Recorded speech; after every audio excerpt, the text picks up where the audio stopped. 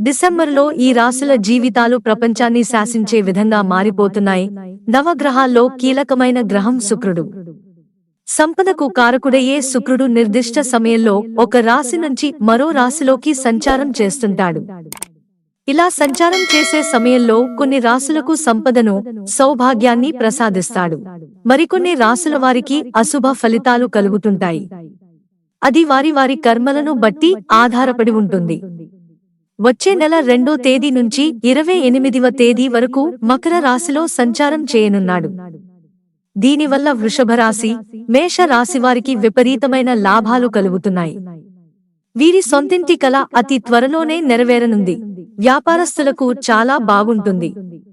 ఈ రెండు రాశులకు శుక్రుడి వల్ల ఏ విధంగా కలిసివస్తుందనే విషయాన్ని తెలుసుకుందాం. మేషరాశి ఆధ్యాత్మిక కార్యక్రమాల పట్ల ఆసక్తి చూపుతారు. మంచితనం ఎక్కువగా ఉండకూడదు, అది చేటు చేస్తుంది. పిల్లల విషయంలో మంచి నిర్ణయాలు తీసుకునే విషయం విఫలమవుతారు. విద్యార్థులు కొత్త విషయాలను నేర్చుకుంటారు. ఇతరుల నుంచి మెప్పు ఆశించకుండా పనులు చేయండి. దంత సమస్యలు బాగా ఇబ్బంది పెడతాయి. తొందరపడి ఏ నిర్ణయం తీసుకోవద్దు.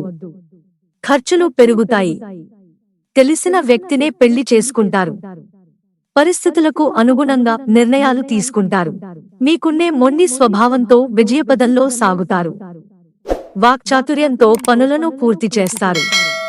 చేస్తున్న పనిలో ఎదురయ్యే సమస్యలన్నీ తాత్కాలికంగా మారతాయి.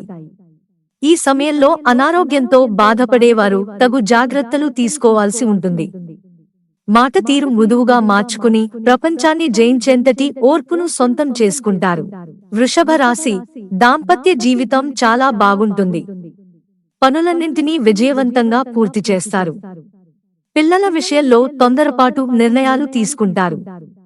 ఆర్థిక లావాదేవీల్లో దెబ్బతింటారు. కుటుంబంలో, బయట అందరితో కలిసిపోయే గుణం మీకుంది. మాటలు మనోహరంగా ఉంటాయి. ఆర్థిక ఇబ్బందులున్నాయి. ఇతరుల నుంచి సాయాన్ని ఆశించరు.